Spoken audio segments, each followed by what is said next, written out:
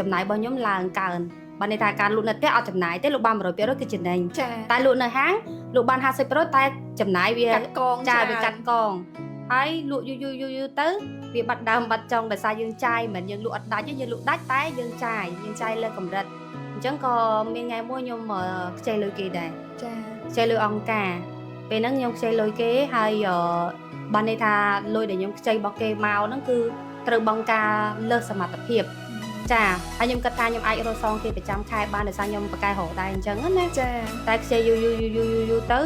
វាទៅជាគេហៅថាការកូនណាការកូនអញ្ចឹងទៅហើយក៏ខ្ចីមនុស្សម្នាក់ទៀតយកមកសងមនុស្សម្នាក់ទៀតចាលុយដោះកតុយឲ្យបានគិតទេនៅក្មេងខ្លាំងពេកដោយសារគាត់ថាខ្លួនឯងបកកែរកពេលហ្នឹងនៅសល់ទ្រព្យច្រើនដែរគិតអញ្ចឹងណា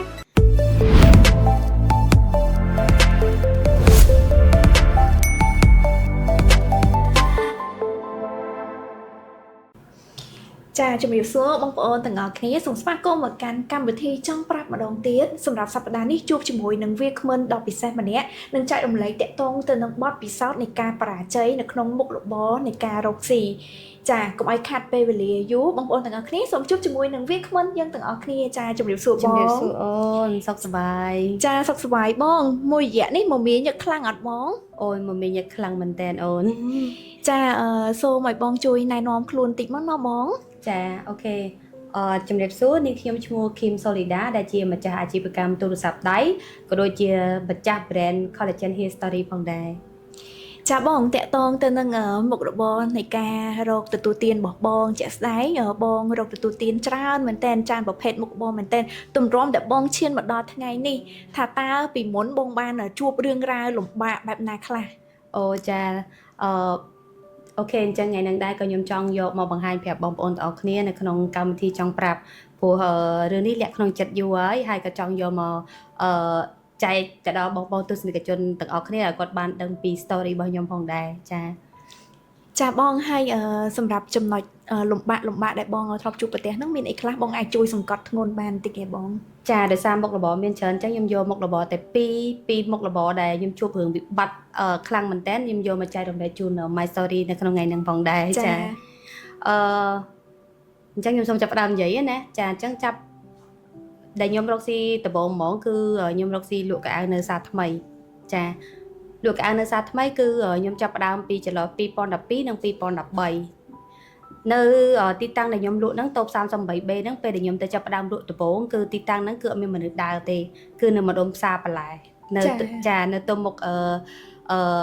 ហាងពេជ្រម៉ាណាផ្លូវចូលតែផ្លូវហ្នឹងគឺអត់មានមនុស្សដើរតែម្ដងហើយពេលដែលខ្ញុំទៅមើលទីតាំងនៅហ្នឹងម្នាក់ផ្ទះខ្ញុំថាក៏គ្នាថាស្ងាត់ចាក់លក់អត់ដាច់ហើយតូបឈើទៀតអញ្ចឹងខ្ញុំក៏សម្រេចចិត្តផ្សេងពីមិត្តភ័ក្ដិខ្ញុំហើយខ្ញុំក៏ជួលទីតាំងរបស់គាត់នឹងដែលតម្លៃ$60ចំនួនហ្នឹងតូបនៅកន្លែងទូឈើហ្នឹងណាចាមួយខែ$60ឬក៏មួយថ្ងៃ$60មួយខែ$60ប៉ុន្តែតំបន់ហ្នឹងតម្លៃនៅតំបន់ហ្នឹងគឺតាអត់ដល់តម្លៃប៉ុណ្្នឹងទេគឺតម្លៃត្រឹមតែក្រោមនឹងតិចតួចអញ្ចឹងណាហើយគេសួរខ្ញុំថាអ្នកតំបន់ផ្សារហ្នឹងគេសួរថាហេតុអីជួលតំបន់ហ្នឹងនៅទីតាំងហ្នឹងហេតុអីជួលថ្លៃតែខ្ញុំអត់បានគិតអញ្ចឹងខ្ញុំគិតថានៅហ្នឹងខ្ញុំអត់ខ្វល់រឿងគិតតម្លៃធូរឬក៏តម្លៃថ្លៃខ្ញុំគិតថាខ្ញុំទៅលក់នៅហ្នឹងគឺខ្ញុំបដោតថាខ្ញុំត្រូវទៅលក់ឲ្យដាច់ត្រូវតែធ្វើម៉េចឲ្យទីអតិថិជននៅតំបន់ផ្សារថ្មីហ្នឹងឲ្យបានចាចុះបងចាប់ផ្ដើមអាជីវកម្មនឹងការជំនាន់មុនហ្នឹងក្នុងការលក់កៅអៅហ្នឹងបងចំណាយទុនអស់ប្រហែលជាប្រមាណដែរបងពេលហ្នឹងខ្ញុំសុំលុយអ្នកផ្ទះគឺមកអត់ឲ្យទេពេលហ្នឹងគឺខ្ញុំមានអញ្ជើញពេជ្រមួយវងចាយកអញ្ជើញនឹងទៅលក់មែនចាខ្ញុំម៉ាក់សុំម៉ាក់មិនក៏ម៉ាក់អត់ឲ្យទេម៉ាក់ថាហែងធ្វើអត់កើតទេដោយសារគាត់និយាយទៅគាត់និយាយពាក្យហ្នឹងគាត់អត់បានដឹងពីសមត្ថភាពរបស់ខ្ញុំអញ្ចឹងខ្ញុំកម្រងថាខ្ញុំបើកហាងហ្នឹងគឺបើកទីតាំងនៅកន្លែងហ្នឹងគឺខ្ញុំត្រូវទៅបើកវាឲ្យបានអញ្ចឹងក៏ខ្ញុំសម្រេចចិត្តយកអញ្ជើញពេជ្ររបស់ខ្ញុំមួយវងហ្នឹងតម្លៃ$1000ហ្នឹងគឺខ្ញុំយកទៅលក់ហើយខ្ញុំក៏ចាប់ផ្ដើមទៅជួលហាងរបស់មិត្តភ័ក្ដិខ្ញុំដើម្បីដេកហើយខ្ញុំចាប់ផ្ដើមយកកៅអៅដំបូងគឺខ្ញុំយកនៅអូឡ িম্প ិកសិនដោយសារខ្ញុំអត់ទាន់ស្គាល់ប្រទេសថៃខ្ញុំអត់ទាន់ដឹងថាទៅយកនៅទីតាំងណាបានអីវ៉ាន់ស្អាតប៉ុន្តែចន្លោះដល់ពេលដែលខ្ញុំទៅយកកៅអៅនៅអូឡ িম্প ិកហ្នឹងគឺខ្ញុំរើសបានអីវ៉ាន់ស្អាតមែនតើអញ្ចឹងមានបងនៅក្នុងផ្សារក៏ដូចជាបងនៅក្នុងហាងពេជ្រក៏ដូចជាបងដែលជាទូកុនឬតារាជំនាន់ហ្នឹងបងមេងក៏ពេជ្រចន្ទាអីក៏គាត់គ្រប់គ្រងសម្លៀកបំពាក់នៅទីតាំងរបស់ខ្ញុំដែរចាអូពិសេសមែនតើចុះបងមានដើមទុនត្រឹមតែថា$1000ចុះ អាចបើកហាងលក់សម្លៀកបំពាក់បានការចំណនោះអានឹងជាប្រភេទកៅអៅអីដែរបងកៅអៅថ្មីឬក៏កៅអៅមកទឹកឬក៏បែបមិនដែរ ចំណុចហ្នឹងគឺកៅអៅថ្មីចាកៅអៅដែលយកមកពីថៃហើយនៅអូឡ িম্প ិកចំណុចហ្នឹងអីវ៉ាន់ចន្លោះពី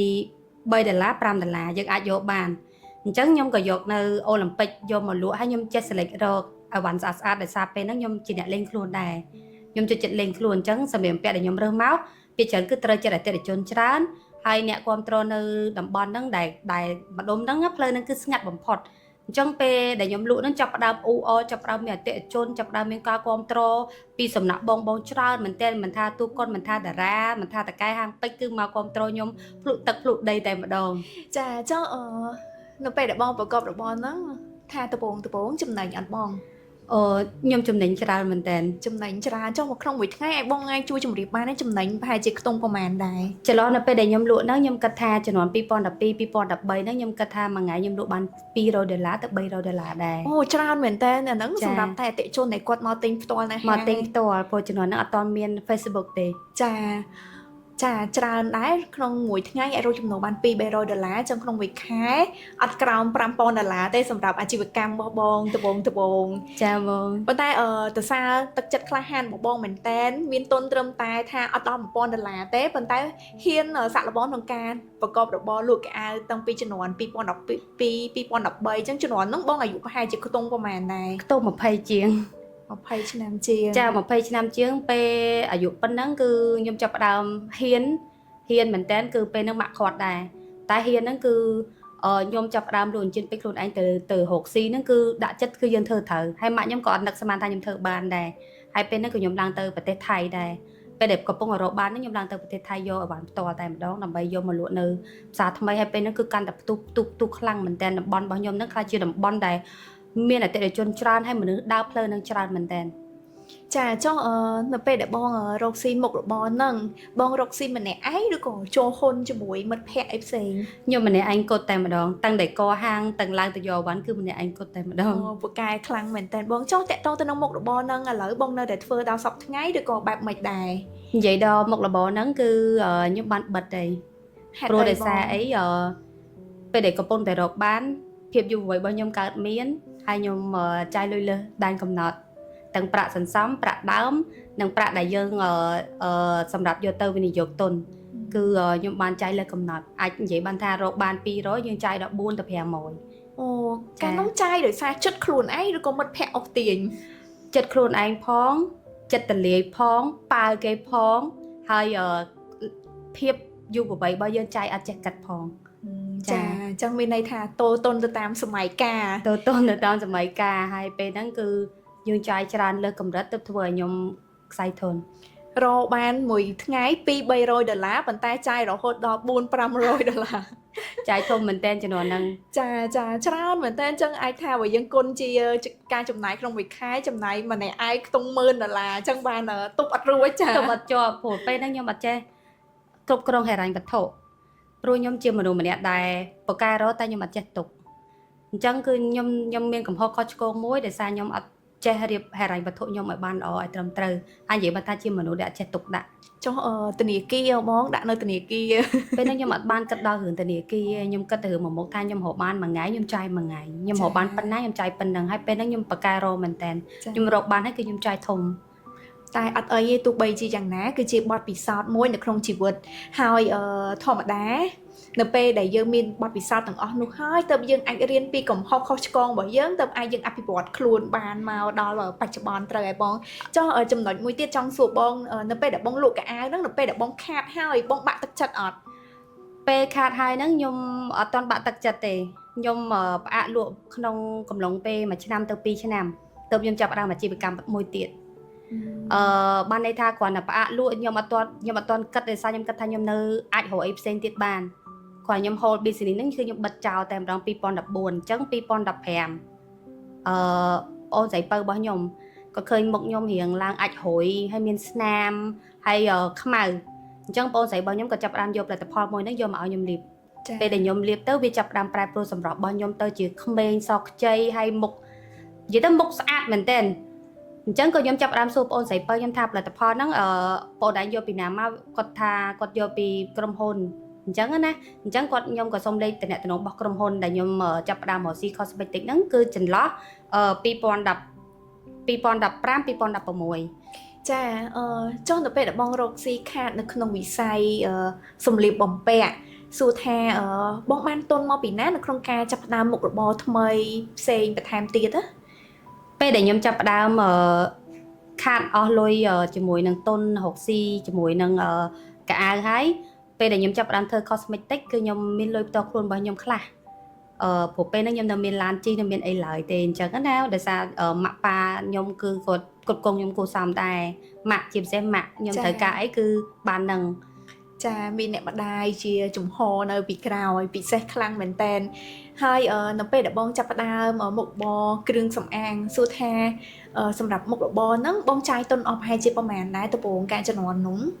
ពេលដែលខ្ញុំចាប់ផ្ដើមដំបូងគឺខ្ញុំចាប់ផ្ដើមពី$35 $35ចាតម្លៃ$35ហ្នឹងគឺខ្ញុំចាប់ផ្ដើមតេស្តយកផលិតផលនឹងមួយឈុតដំបូងយកមកលក់ហើយខ្ញុំយកតម្លៃដើមដែលគេលក់ចំណីហ្នឹងយកមកលក់តម្លៃ$35ហើយអញ្ចឹងពេលជំនាន់ហ្នឹង2015 2016ហ្នឹងគឺមាន Facebook ឯងចាមាន Facebook គឺខ្ញុំចាប់ផ្ដើមប្រើទូរស័ព្ទដៃឲ្យមានប្រយោជន៍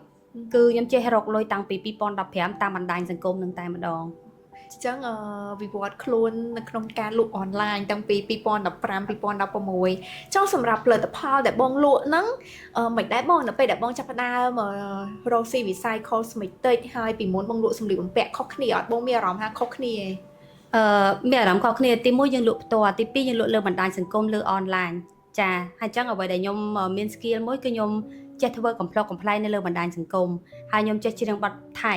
អញ្ចឹងទៅធ្វើឲ្យមានការផ្ទុះខ្លាំងមែនទែនទៅលើបណ្ដាញសង្គមលើផលិតផលរបស់ខ្ញុំ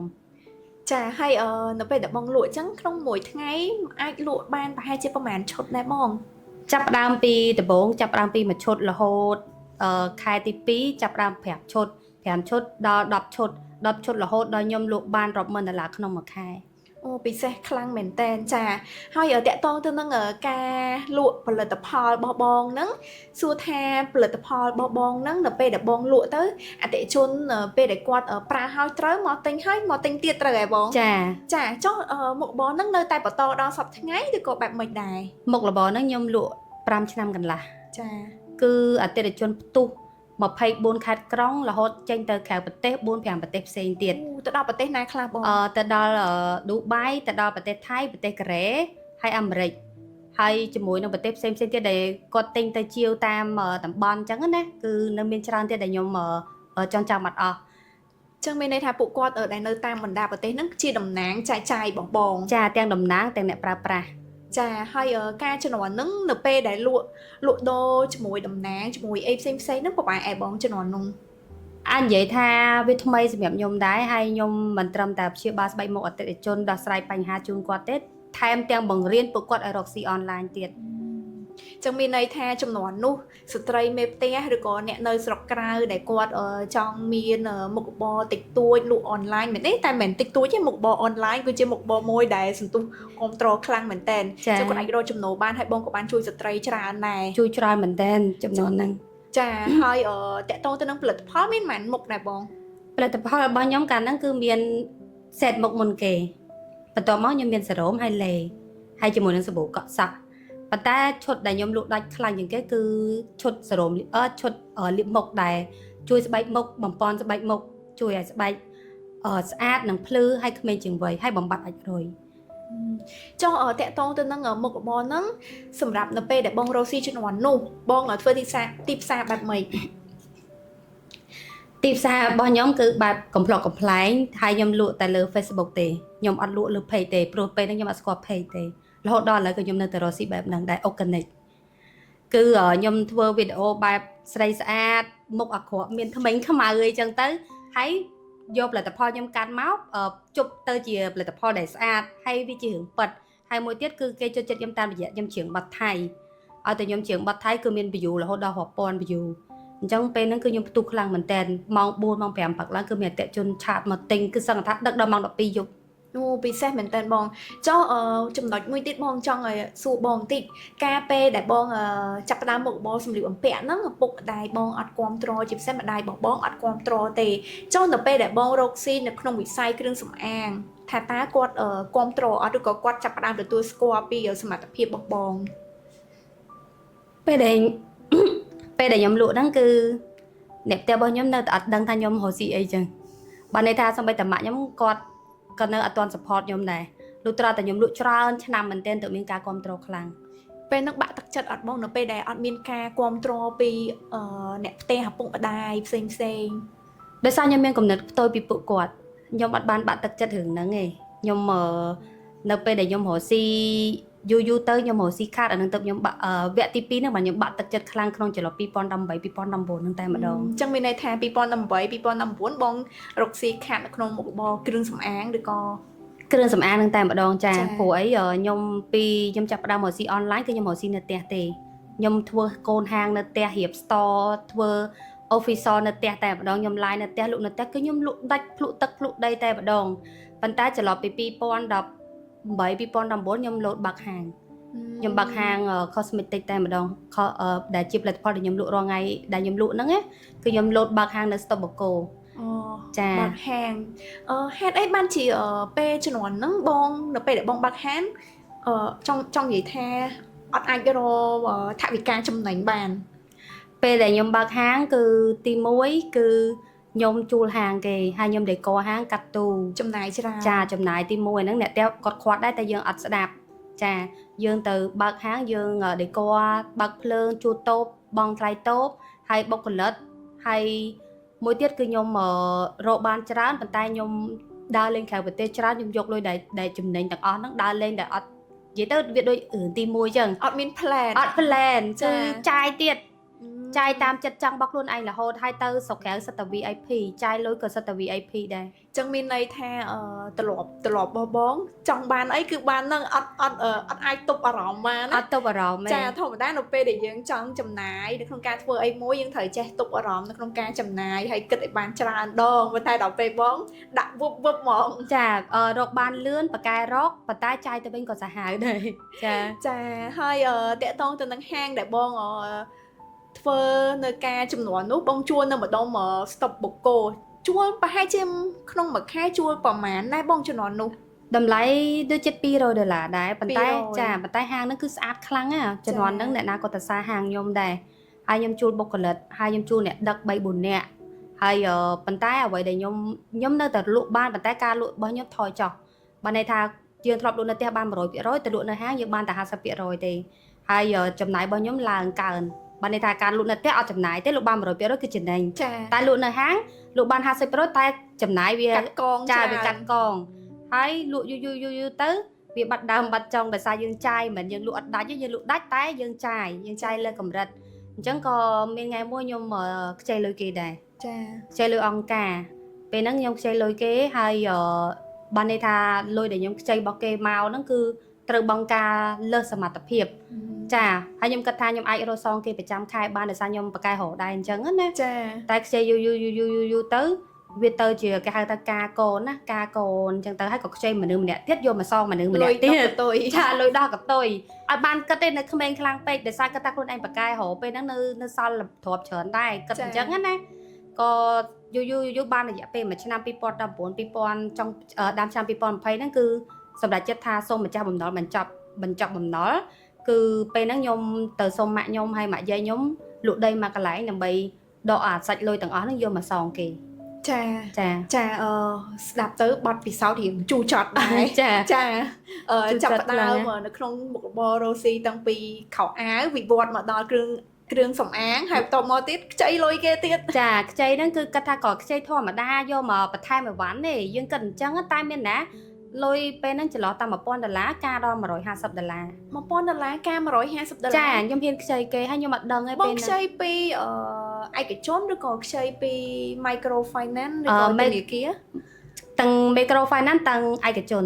អូខេអញ្ចឹងការប្រាក់វារៀងខ្ពស់ដែរ ចាទាំងពីរអញ្ចឹងលុយសងតលេខសងតកាតអប្រាក់ចំណេញលេងឃើញថ្លៃដើមថ្លៃហាងថ្លៃបុគ្គលិកអីគឺវាចាប់ផ្ដើមកូនឡើងរហូតរយៈពេល1ឆ្នាំជាង អ ចាហើយបន្ទាប់ពីបងឲ្យគ្រូសាបងលក់ដីពិតជាខ្លាំង សុំម៉ាក់យាយនិយាយទៅហ៊ានណាព្រោះដោយសារម៉ាក់យាយដីច្រើន ចា អញ្ចឹងក៏សម្រាប់ចិត្តថាម៉ាក់យាយបើម៉ាក់យាយខ្ញុំទៅនិយាយមួយម៉ាក់សិនម៉ាក់កូនសុំម៉ែឯងជួយម៉ែឲ្យម៉ែឯងជួយកូនម្ដងហ្នឹងទៅព្រោះអីកូនអត់ចង់មានបំណុលទេព្រោះដោយសារកូនគិតថាកូននៅសល់ឡានហើយអញ្ជើញពេជ្រមួយវងដែរអញ្ចឹងឲ្យគាត់លក់ទៅដើម្បីយកអាលុយប្រាក់ដែលគាត់លក់បានហ្នឹងយកមកដោះបំណុលហ្នឹងទាំងអស់ព្រោះសុំម្ចាស់គេថាឥឡូវសុំបញ្ចប់បំណុលត្រឹមហ្នឹងអញ្ចឹងសល់តិចតួចកាត់កងអីគឺយើងសុំលក់បញ្ចប់បំណុលតែម្ដងអញ្ចឹងក៏យកលុយពីម៉ាក់យាយមកខ្ទាស់មកខ្ទាស់នឹងរៀងក្រែលដែរយកមកសងបំណុលគេទាំងផ្ដាច់ទាំងអស់ ចានៅពេលដែលបងផ្ដាច់ជាមួយបំណុលហើយសួរថាមុខបរគ្រឿងសម្អាងរបស់បងនៅតែបន្តទៀតឬក៏បងផ្អាកត្រឹមហ្នឹង បន្តធម្មតាតែគ្រាន់តែធ្វើអនឡាញហើយបិទតែខ្ញុំបិទហាង បិទហាង ចាបិទហាងហើយបុគ្គលិកអីគឺយើងបិទអត់ឲ្យយើងលេងមានបន្តទៀតអញ្ចឹងណា ចានៅពេលដែលបងរកស៊ីខាតអញ្ចឹងបងអាចមិនខាតតែម្ដងឯងខាតចូល2ដង 2ដងចា 2ដងចា2ដងធំធំដែរអញ្ចឹងអាចបងមានបទពិសោធន៍ខ្លះហើយអញ្ចឹងបងគិតថាអ្នកដែលគាត់ចាប់ផ្ដើមមុខបររកស៊ីដំបូងដូចក្មេងៗអីដែលគាត់មានវ័យត្រឹម23 24 25គាត់ចាប់ផ្ដើមគិតថាការធ្វើការឲ្យគេដូចអត់សូវបានថវិកាច្រើនទេប្រាក់ខែច្រើនទេគាត់ចង់ហក់លោតនៅក្នុងការរកស៊ីអញ្ចឹងបងមានអីដែលជាកលឹះចាជាកលឹះផ្ដាំផ្ញើពួកគាត់ដែរបង ចាខ្ញុំមានកលឹះផ្ដាំផ្ញើទៅដល់បងប្អូនដែលចង់រកស៊ីបើសិនជាគាត់ពីដើមឡើងគាត់អត់ដែរធ្វើការគេទេគាត់ចង់រកស៊ីហ្មងគាត់អាច start ពីទូចទៅសិនចា start ពីទូចហើយមួយទៀតគឺគាត់ត្រូវមានចិត្តអំណត់ការតស៊ូហើយព្យាយាមបើសិនជាគាត់ជួបឧបសគ្គគាត់ជួបឧបសគ្គមួយនឹងគាត់ដោះអត់ចេញណាគាត់នៅ stuck សិនគាត់ stuck ជាមួយនឹងបញ្ហាហ្នឹងសិនកុំចេញពីវានៅមួយវាសួរថាវានៅជាមួយយើងបានយូរប៉ុណ្ណាយើងដោះវាដូចយើងកាប់ថ្មអញ្ចឹងណាកាប់តិចរហូតដល់តែថ្មនឹងបែកចាំយើងចេញពីវាបានន័យថាចាំយើងទម្លុះវាហើយយើងនឹងដើរទៅដល់គោលដៅតែម្ដងព្រោះបញ្ហាហ្នឹងគឺយើងជួបហើយយើងនឹងរៀនស្វែងយល់ពីវាអញ្ចឹងបើសិនជាយើងចង់ឲ្យខ្លួនឯងដើរទៅដល់គោលដៅកុំជប់កណ្ដាលផ្លូវត្រូវរុញខ្លួនឯងដល់គោលដៅ ចាចុះបងប្អូនដែលគាត់ចង់ចាប់ផ្ដើមរកស៊ីហ្នឹងបើសិនជាគាត់អត់មានទុននៅក្នុងការរកស៊ីទេអានេះយោបល់របស់បងបែបមិនដែរ យោបល់របស់ខ្ញុំគឺគាត់គ្រាន់តែមានទូរស័ព្ទមួយគ្រឿងហើយអ៊ីនធឺណិត ចាសម័យថ្មីគឺស្រួលមែនតើក្នុងការរកស៊ីសម័យថ្មី ព្រោះមានទូរស័ព្ទដូចហាងរបស់យើងអញ្ចឹង ចាអត់ចាំបាច់ទៅចំណាយក្នុងការបើកហាងបើកអីទេ ចាគាត់តែមានហាងរបស់យើងហើយមានតែបន្ទប់នៅក្នុងបន្ទប់យើងឬក៏ផ្ទះយើងឲ្យមានពលិគ្រប់គ្រាន់យើងឧស្សាហ៍ហើយយើងថតរាល់ថ្ងៃមួយថ្ងៃ 3 4 ផុស 5 ផុសទៅមិនបាច់ទៅខ្លាចគេអត់ចូលចិត្តយើងទេយើងព្យាយាមធ្វើឲ្យ build ខ្លួនឯងឲ្យគេស្គាល់ហើយលក់ដោយមានកិត្តិយសលក់ដោយភាពស្មោះត្រង់គឺយើងនឹងពិតជារកលុយបានពិតប្រាកដហើយអតិថិជននឹងគ្រប់គ្រងយើងយ៉ាងពិតប្រាកដ ចាបទពិសោធន៍របស់បងពិតជាក្បោះក្បាយមែនតើដូចបងជម្រាបអញ្ចឹងអត់ចាំបាច់ទៅបើកហាងចំណាយច្រើនត្រូវកាត់កងបុគ្គលិកត្រូវកាត់កងការជួលហាងថ្លៃទឹកថ្លៃភ្លើងឯង គ្រាន់តែមានទូរស័ព្ទមួយក៏អាចរកចំណូលបានដែរអញ្ចឹងបងប្អូនដែលបានទស្សនា podcast នេះគាត់ជាបាននៅបទពិសោធន៍ពីបង Solida ចាដែលគាត់ឆ្លងកាត់ការបរាជ័យជាច្រើនដងចុះតាក់ទងទៅនឹងរឿងផ្ទាល់ខ្លួនវិញធ្លាប់បរាជ័យរឿងរកស៊ីហើយចុះតាក់ទងទៅនឹងស្នេហាវិញដែលធ្លាប់បរាជ័យប្រហែលដងដែរបងក្នុងតម្រុំមកដល់វ័យនេះ ពេលដែលខ្ញុំបរាជ័យហ្នឹងគឺបរាជ័យ2 ដងហ្នឹងគឺខ្ញុំធ្លាប់ភ្ជាប់ពាក្យចាភ្ជាប់ពាក្យទៅក្រៅប្រទេសអញ្ចឹងគឺខ្ញុំអត់ស្រឡាញ់គេខ្ញុំអត់បានស្រឡាញ់គេសោះអត់ស្រឡាញ់គេប៉ុន្តែភ្ជាប់ពាក្យមួយគេដោយសារម៉ាក់គាត់ចង់ឲ្យចេញទៅក្រៅប្រទេសទៅរៀននៅក្រៅប្រទេសអញ្ចឹងណាចាបងប៉ុន្តែអាចិត្តរបស់ខ្ញុំពេលដែលខ្ញុំភ្ជាប់ពាក្យរយៈពេល5 ឆ្នាំហ្នឹងគឺ ខ្ញុំអត់ស្រឡាញ់គេតតែសោះខ្ញុំព្យាយាមឲ្យខ្លួនឯងទៅស្រឡាញ់គេព្យាយាមឲ្យខ្លួនឯងនៅក្បែរគេប៉ុន្តែខ្ញុំអត់ទទួលបានលទ្ធផលនៃក្តីស្រឡាញ់ខ្ញុំអត់គេអត់បានយកបេះដូងខ្ញុំបានណាអញ្ចឹងហើយទៅធ្វើឲ្យខ្ញុំសុំគេផ្ដាច់ពាក្យជាប់ពាក្យរយៈពេល5 ឆ្នាំទៅអាមេរិកចុះនៅពេលដែលផ្ដាច់ពាក្យអញ្ចឹងបងត្រូវសងទៅខាងប្រុសវិញអត់បងពួកយើងអត់មានសំណងអីទេដោយសារតែអានេះគឺចាស់ទុំគាត់សំគុំផងហើយមួយទៀតទឹកចិត្តពួកយើងទឹកចិត្តខ្ញុំទឹកចិត្តគាត់គឺចង់មូទៅសុខក្រៅប៉ុន្តែដោយសារតែគាត់អត់បានធ្វើឯកសារគ្រប់គ្រាន់ឲ្យខ្ញុំបានទៅខ្ញុំសម្រេចចិត្តថាគាត់ផ្ដាច់ពាក្យហើយណាមួយខ្ញុំអត់ស្រឡាញ់ផងចាបងតាក់ទងទៅនឹងស្នេហាចុះនៅពេលដែលបងផ្ដាច់ពាក្យជាមួយគាត់ហើយសួរថាបង បើកឱកាសឲ្យអ្នកទី2ទៀតអត់ឬក៏បែបម៉េច ព្រោះថ្ងៃហ្នឹងគឺនៅតែចង់បើកឱកាសឲ្យអ្នកថ្មីចូលមកអញ្ចឹងប៉ុន្តែយើងមើលទៅលើប៉ុនដូចគ្នាបើន័យថាយើងមានប៉ុនស្មើគ្នាគឺយើងនៅជាមួយគ្នាចោះសម្រងយល់ពីគ្នាហើយនិស័យហើយយើងនៅមួយគ្នាអត់គិតផលប្រយោជន៍ត្រូវចេះជួយគ្នាទៅវិញទៅមកអាហ្នឹងជាអ្វីដែលខ្ញុំចង់បានបច្ចុប្បន្ន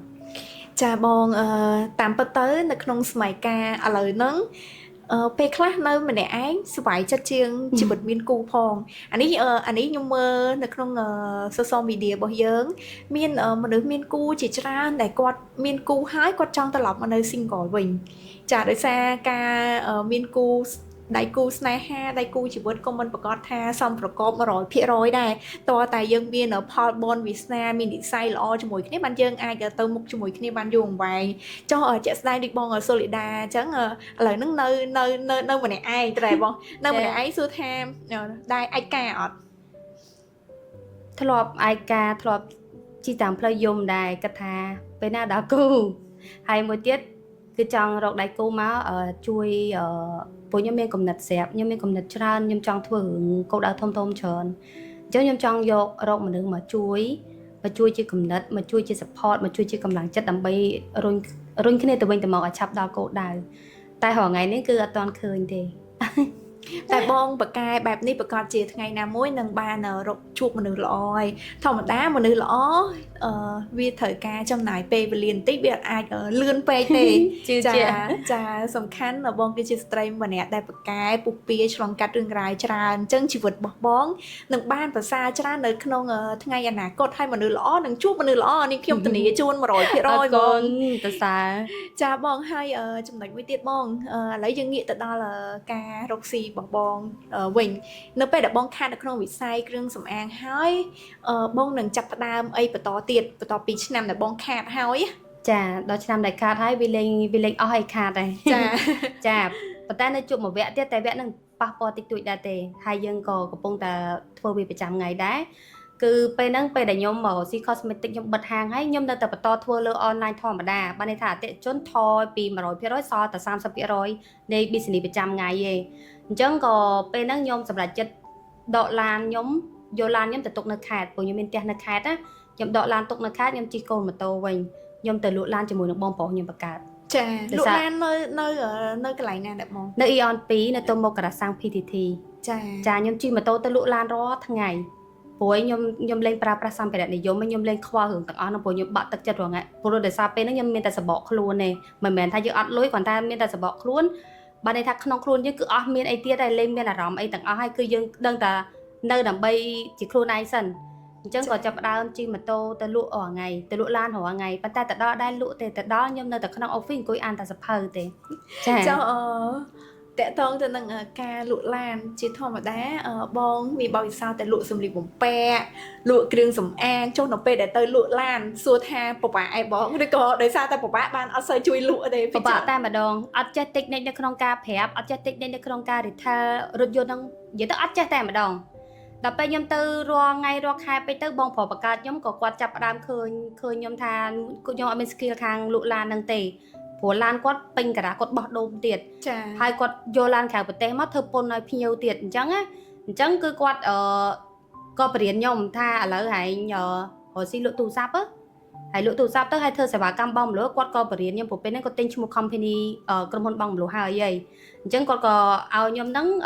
បរៀនខ្ញុំឲ្យរបៀបពីវិធីលក់ទូរស័ព្ទពេលហ្នឹងខ្ញុំក៏កាច់ពីការផុសលក់ cosmetic ហ្នឹងមកលក់ទូរស័ព្ទដៃវិញតែអតិថិជន cosmetic នៅតែសួរធម្មតាបើគាត់ថាយើងឈប់លក់ពេលហ្នឹងខ្ញុំផុសលក់ទូរស័ព្ទ3ខែអត់មានអតិថិជនកំងទិញទេខ្ញុំផុសលើបណ្ដាញសង្គមខ្ញុំ3ខែដោយសារខ្ញុំកាច់លឿនពេកកាច់ក្បាលពីការលក់ cosmetic មកលក់ទូរស័ព្ទ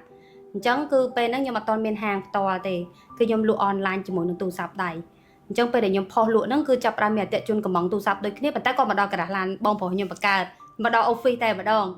ហើយពេលដែលខ្ញុំចាប់ផ្ដើមមកស៊ីដំបងគឺខ្ញុំមកចាប់ដៃគូជាមួយនឹងហាងគ្នាយើងប្រកាសជាមានអ្នកស្គាល់ហើយហាងទូរស័ព្ទដៃគ្នាយើងដែលខ្ញុំចាប់ផ្ដើមមកស៊ីដំបងគេជាមួយនឹងគាត់តែម្ដងព្រោះខ្ញុំព្រោះដោយសារគាត់ជាមួយនឹងពួកខ្ញុំស្គាល់គ្នាតាំងពីនៅក្មេងៗដែរអញ្ចឹងក៏ពួកយើងចាប់ផ្ដើមមកស៊ីជាមួយគ្នាខ្ញុំចាប់ផ្ដើមមានអតិថិជនពេលហ្នឹងខ្ញុំលក់ទូរស័ព្ទចាប់ផ្ដើមមានគេកំង3ខែក្រោយ អញ្ចឹងខ្ញុំលក់ទូរស័ព្ទគេចំណេញបាន5រៀល10រៀលនេះក៏ខ្ញុំលក់ដែរស្អីក៏ខ្ញុំលក់ដែរព្រោះពេលនេះខ្ញុំចាប់ផ្ដើមមានទឹកចិត្តធ្វើទូរស័ព្ទហ្នឹងហើយដល់ពេលខ្ញុំធ្វើឲ្យបងថ្លៃស្រីរបស់ខ្ញុំក៏ចាប់ផ្ដើមបង្រៀនខ្ញុំឲ្យពីរបៀបគុណចាយទឹកប្រាក់នៃការបង់រំលោះហ្នឹងអញ្ចឹងខ្ញុំក៏ដឹងពីរបៀបហ្នឹងខ្ញុំក៏សុំបងខ្ញុំថាឥឡូវបងខ្ញុំយកឡានខ្ញុំមកពីខេត្តខ្ញុំលក់ឡានដើម្បីយកម្រកស៊ីអាទូរស័ព្ទដៃសេវាកម្មរំលោះហ្នឹងចាស្ដាប់ពីការជជែកបងប្រហែលនាទីចុងក្រោយនេះនាងខ្ញុំចាប់អារម្មណ៍ថាបងពុះពៀនក្នុងការរកស៊ីមែនតើចាមើលតែរកស៊ីខាតឈប់ចាប់ផ្ដើមអីថ្មីខាតឈប់ចាប់ផ្ដើមអីថ្មីមានអារម្មណ៍ថាបងនិយាយថាបងបាក់ទឹកចិត្តប៉ុន្តែការបាក់ទឹកចិត្តរបស់បងក៏អត់ដែលបាក់យូរដែរតែមួយផ្លែតដែរហើយងាកមកចាប់ផ្ដើមអីថ្មីរហូត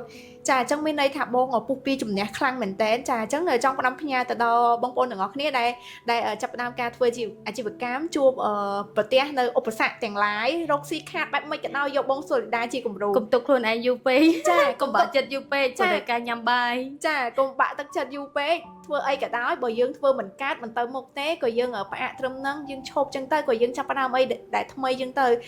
ចាបងហើយតាក់ទងទៅនឹងទូរស័ព្ទដែលបងលក់សួរថាទូរស័ព្ទម៉ាកអីដែលបងលក់ដាច់ជាងគេគឺ iPhone តែម្ដងខ្ញុំចូលចិត្តលក់ iPhone ចាតាក់ទងទៅនឹងទូរស័ព្ទ iPhone តែទូរស័ព្ទ iPhone មានតម្លៃថ្លៃប៉ុន្តែមិនក៏លក់ដាច់បានច្រើនជាងគេចឹងបងខ្ញុំគិតថា target អតិថិជនរបស់ខ្ញុំគឺភាគច្រើនគឺគាត់ប្រើ iPhone ហើយខ្ញុំលក់ដាច់ខ្លាំងមែនទែនព្រោះពេលហ្នឹងចំណោះហ្នឹង iPhone ចេញមកស៊េរីណាក៏ខ្ញុំលក់ដាច់ដែរខ្ញុំលក់ចានិយាយទៅការជំនាន់មុនតាមតែឥឡូវណាខ្ញុំចេះលក់តម្លៃ300 500បើការមុន target អតិថិជនខ្ញុំគឺចាប់$2000ឡើងមកខ្ញុំលក់300 500នោះបងមលួឬក៏បែបម៉េចដែរលក់លុយសុទ្ធហ្នឹងក៏អត់ចង់លក់ឲ្យភ្ញៀវដែរដោយសារខ្ញុំគិតថាខ្ញុំវាងតែខ្ញុំវិញនៅកន្លែងខ្ពស់ស្រាប់អញ្ចឹងអាកន្លែងបងប្រុសខ្ញុំលក់ឡានណអញ្ចឹងខ្ញុំគិតថាខ្ញុំត្រូវលក់ target ឲ្យខ្ពស់ប៉ុណ្ណឹងឲ្យខ្ពស់ប្រហែលដែលខ្ញុំមាន credit ខ្លួនឯងអញ្ចឹងណាអញ្ចឹងពេលហ្នឹងក៏ខ្ញុំសបអតិថិជនទិញចាប់$1000ឡើងហើយច្រើនមែនតែម្ដងចាហើយបើតម្លៃបងមលួចាប់ពី300 500ខ្ញុំអត់សូវចង់ធ្វើដោយសារវាចំណេញតិចចាចំណេញតិចហើយប្រហែលជាត្រូវរៀបចំឯកសារច្រើនហើយខ្ញុំតែងតែ recommend ឲ្យភ្ញៀវយកចាប់ពី$1000ឡើងចាហើយតាក់ទងទៅនឹងទូរស័ព្ទ iPhone នៅពេលដែលបងទិញយកមកលក់ឧទាហរណ៍ស៊េរីឆ្នាំនេះ2025នៅពេលដែលផុតស៊េរីឧទាហរណ៍ផុតស៊េរីមួយឆ្នាំទៅធ្លាក់ប្រហែលជាប្រហែលភាគរយដែរធ្លាក់តែ30%ឯង30%ច្រើនដែរពីគ្រាន់បើជា model Android model ផ្សេងហើយយើងអត់និយាយប៉ះពាល់ទៅដល់ក្រុមហ៊ុនផ្សេងទេតែគ្រាន់តែថាបច្ចុប្បន្នកាល Android ហើយជាមួយនឹង iPhone គឺវ៉ាដាច់នៅតែវ៉ាដាច់ដោយសារម្ចាស់អាជីវកម្មជាអ្នករកស៊ីអនឡាញជាច្រើនគាត់ត្រូវប្រើប្រាស់ព្រោះអាហ្នឹងវាអាចកាត់តវីដេអូអាចធ្វើ content ថតភ្លាមផុសភ្លាមលើបណ្ដាញសង្គមភ្លាមបានអញ្ចឹងគឺប្រភេទ iPhone គឺជាទីផ្សារមួយដែលល្អបំផុតសម្រាប់បច្ចុប្បន្នចង់តាក់ទងទៅនឹងមុខរបរទូរស័ព្ទបងសួរថាអនាគតទៅបងមានគម្រោងចង់បរិយាទៅខាងណាទៀតអត់បងខ្ញុំមានគម្រោងឲ្យធំមែនតើគម្រោងមួយហ្នឹងគឺខ្ញុំនឹងដើរដល់គោលដៅឆាប់ដែលខ្ញុំដាក់ plan ខ្លួនឯងរួចរាល់ហើយគម្រោងមួយហ្នឹងគឺខ្ញុំចង់បើកជាមជ្ឈមណ្ឌលដូចជាធនាគាររបៀបថាយើងចូលទៅគឺវាលក្ខណៈដូច big company មួយដែលយើងចូលទៅគឺមានកន្លែងជួសជុលមានកន្លែង stand by មានកន្លែងសិស្សសាលាសម្រាប់ដែលគាត់អាចទៅជួសជុលបានដោយអត់គិតប្រាក់សម្រាប់មនុស្សចាស់ដែលគាត់អត់មានលុយគាត់អាចទៅជួសជុលនៅហាងខ្ញុំបានដូចគ្នាអូពិសេសមែនតើបងអាហ្នឹងស្ដាប់ទៅដូចគេហៅថាមជ្ឈមណ្ឌលចាំដល់ទូរស័ព្ទបែបដូចជាធនាគារដែលយើងមានកន្លែងគ្រប់ counter គ្រប់ counter ដែលគាត់ថាចង់មានសេវាកម្មមួយណាត្រឹមតែ15នាទី20នាទីគឺវាលោតនៅក្នុង system ឲ្យមើលតែម្ដងអាហ្នឹងចុះតាក់ទងទៅនឹងមុខរបរលក់ទូរស័ព្ទនេះបើសិនជាយើងបើកដបងអីយើងចំណាយទុនប្រហែលជាប៉ុន្មានណាបងដបងបើសិនជាអ្នកគេបើកធម្មតាតូចតាចអីចន្លោះពី5000 10000អីចឹងទៅណាអាហ្នឹងអត់ទាន់មានទូរស័ព្ទទេមានតែ accessory ឯងតែបើសម្រាប់ដូចបើករៀងធំចេះវាចូលខ្ទង់ក្បែរ100000ឬក៏50000ឬក៏5-100000តែបើហាងចាតាមអាហ្នឹងតាមហាងល្មមឯងតែបើហាងកាន់តែធំដូចហាងគ្នាយើងបងប្រុសដែលគាត់ជាដៃគូរស៊ីហ្នឹងវាចូលច្រើនមែនតើវាចូលដល់កន្លះលាន1លានអីទៅអាចបើកបានចាដោយសារទូរស័ព្ទដៃមួយគ្រឿងចូល$1000ហើយចាចុះបើសិនជាមានបងប្អូនតាមខេត្តតែគាត់ចង់ប្រកបមុខរបរលក់ទូរស័ព្ទដៃគាត់ចង់ទិញដុំពីបងយកទៅលក់បន្តបែបថាខ្នាតទូចខ្នាតគ្រួសារអាហ្នឹងគាត់អាច តាក់ទងមកបងតាមទីតាំងរបស់បងនៅម្ដុំណាលេខទូរស័ព្ទប៉ុន្មានដែរ ចាមានច្រើនតើតាក់តាំងរបស់ខ្ញុំគឺគាត់អាចតាក់ទងមកហាងវិមាន iGrade ក៏បានឬក៏តាក់ទងទៅកាន់ Eon 3ក៏បានដែរគឺខ្ញុំមានលេខទូរស័ព្ទដែរសម្រាប់តំណែង ចាបងអាចជួយប្រាប់លេខតិចមកបង លេខទូរស័ព្ទរបស់ខ្ញុំ087 217 865ហើយ Facebook របស់ខ្ញុំ Solida ចាប្រយ័ត្នគេឆាតញ៉ែបង អត់ទេព្រោះអត់ងាយផុសលេខទូរស័ព្ទលើបណ្ដាញសង្គមឲ្យពីច្រើនតើអតិជន friend មួយគ្នាហ្មងទៅគាត់ឆាតមកទិញអីវ៉ាន់ច្រើន ចាអញ្ចឹងសម្រាប់បងប្អូនទស្សនិកជនដែលនៅតាមបណ្ដាខេត្តចាប់អារម្មណ៍ក្នុងការរកទទួលទានមុខរបរលក់ទូរស័ព្ទដៃចង់ជាជាដុំជារាយក៏ដោយបងប្អូនអាចទំនាក់ទំនងទៅបង Solida ផ្ទាល់ចាតម្លៃសមរម្យជាពិសេសនៅពេលដែលបងប្អូនបានទស្សនាកម្មវិធីចង់ប្រាប់នេះហើយបងប្អូនប្រាប់ថាបានឃើញបងនៅក្នុងកម្មវិធីចង់ប្រាប់ My Story បង Solida នឹង discount 50% មានពាក្យច្រើនខ្ញុំលក់ជូនភ្ញៀវគឺដោយទំនុកចិត្តហើយយើងមានធានាទៅលើម៉ាស៊ីនហើយខ្ញុំជាមនុស្សម្នាក់ដែលនិយាយម៉ាត់ណាម៉ាត់នឹងជាមួយអតិថិជនអញ្ចឹងគ្រប់អតិថិជនដែលគាត់មកទិញខ្ញុំហើយគឺមកទៀតចានិយាយលេងបងប្អូនទាំងអស់គ្នាមាន discount 50% ទេចាតម្លៃពិតប្រាកដចរចាជាមួយបង Solida ផ្ទាល់ក៏បងប្អូនទាំងអស់គ្នាចង់ទិញម្ដង10គ្រឿង20គ្រឿងចែកជូនបុគ្គលិកឬក៏បងប្អូនអីចឹងណាពីព្រោះឥឡូវគៀកដល់ទូរស័ព្ទ iPhone ចំនួនថ្មីជិតមកដល់ហើយត្រូវហើយបងចាអញ្ចឹងនៅសល់តែប្រហែលខែទេបងប្អូនចង់កក់ជាមួយបង Solida បានចាអូខេបងហើយមួយវិញទៀតបងតកតងទៅនឹងការរកទទួលទានទូរស័ព្ទដៃនេះពិបាកអត់បងនៅពេលដែលយើងជាមនុស្សស្រីយើងរកគេហៅថាមុខរបរហ្នឹងមុខរបរបែបបច្ចេកវិទ្យាបងចាយើងត្រូវការយល់ដឹងពីទូរស័ព្ទនេះបែបម៉េចអាហ្នឹងពិបាកនិយាយពីហេតុផលនៃការរកស៊ីដំបូងហ្មងហ្នឹងតាមបងប្រុសបង្កើតដែលគាត់ប្រាប់ឲ្យបងថ្លៃបើខ្ញុំថាជាប្រពន្ធបងប្រុសខ្ញុំហ្នឹងគឺគាត់ជាអ្នកណែនាំឲ្យធ្វើដល់ចិត្តខ្លួនឯងអត់ដឹងទេព្រោះអារម្មណ៍ហ្នឹងទៅឲ្យធ្វើឲ្យអញ្ចឹងនៅពេលដែលខ្ញុំចាប់ផ្ដើមធ្វើគឺខ្ញុំធ្វើអត់មានក្តីស្រឡាញ់ទេគ្រាន់តែធ្វើដើម្បីឲ្យមានជីវភាពប្រចាំថ្ងៃដោះតើបញ្ហារបស់ខ្ញុំអញ្ចឹងទៅពេលដំបូងឡើងគឺខ្ញុំជាអ្នកជំនាញធ្វើទីផ្សារអញ្ចឹងគឺខ្ញុំអត់សូវខ្វល់ពីប្រភេទថារៀនធ្វើជំនាញធ្វើអេឡិចត្រូនិកហ្នឹងទេខ្ញុំអត់មានជំនាញហ្នឹងហ្មងចាខ្ញុំប្រើតែបងស្រីខ្ញុំបង្កើតនិងបងប្រុសខ្ញុំបង្កើតឲ្យធ្វើអញ្ចឹងពេលរាល់គ្រប់អតិថិជនអីដែលគាត់ត្រូវការបង់ម្លូឬសេវាកម្មអីខ្ញុំផ្ទេរទៅឲ្យបងខ្ញុំធ្វើហើយប្រភេទដែលគេហៅថាគ្រឿងបច្ចេកទេសហ្នឹងគឺខ្ញុំឲ្យបងខ្ញុំធ្វើទាំងអស់គឺខ្ញុំអត់ដែររៀនទេអញ្ចឹងរាល់ថ្ងៃហ្នឹងគឺខ្ញុំបកកែធ្វើទៅទីផ្សារគ្រប់អតិថិជនគឺខ្ញុំធ្វើទីផ្សារទាំងអស់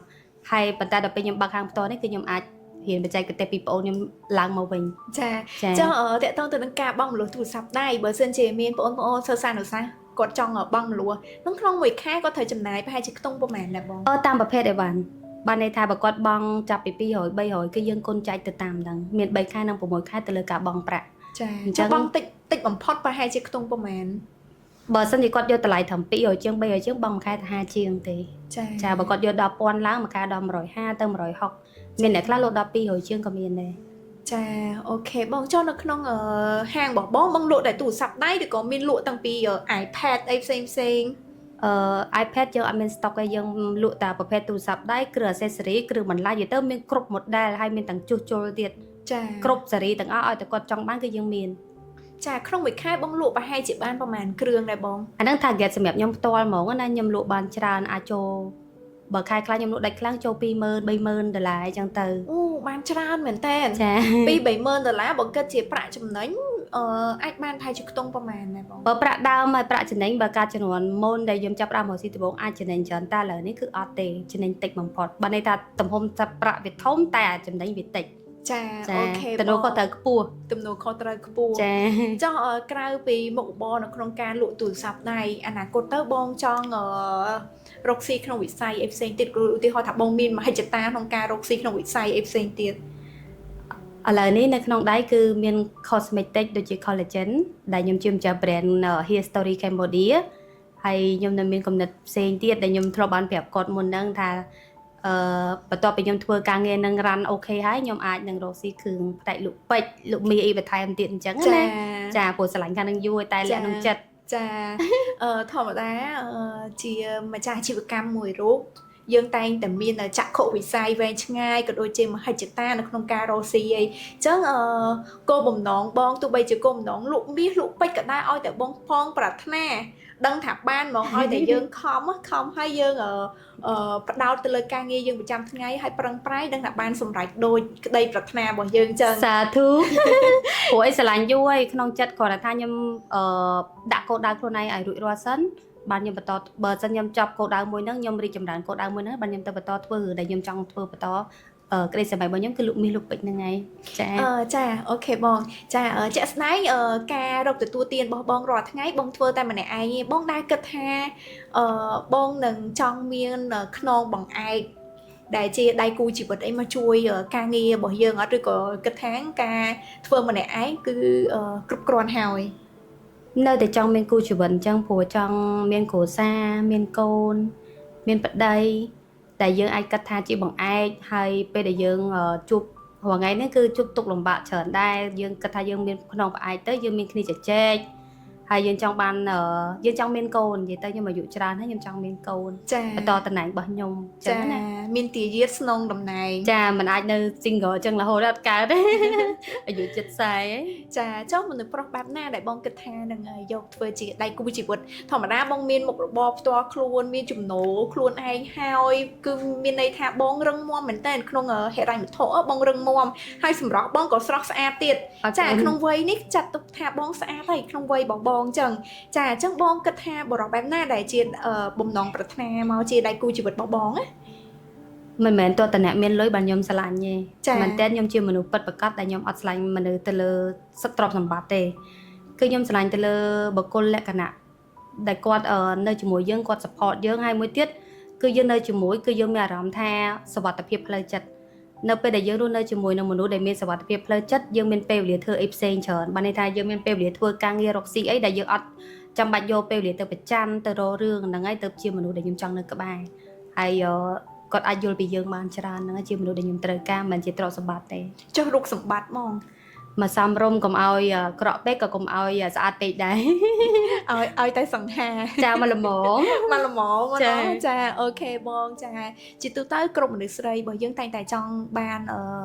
ដៃគូជីវិតឬក៏មានបង្គោលនៅពីក្រោយដើម្បីដោះស្រាយឧបសគ្គហើយនឹងកាន់ដៃជាមួយគ្នាដល់ចាស់ចាជូនពរបងឲ្យឆាប់បានជួបដៃគូជីវិតដែលល្អនៅក្នុងជីវិតហើយសុបាយចិត្តរហូតហើយចំណុចមួយទៀតចង់សួរបងតិចទៀតណ៎បងបានតែអូនចាសួរមកអូនចាអូខេបងហើយតកតងទៅនឹងការរស់នៅប្រចាំថ្ងៃវិញថាតើភាគច្រើនចំណង់ចំណូលចិត្តបងក្រៅពីការរកទទួលទានបងចូលចិត្តធ្វើអីពេលទំនេរពេលទំនេរតែម្ដងគឺចូលចិត្តអានសភៅហើយ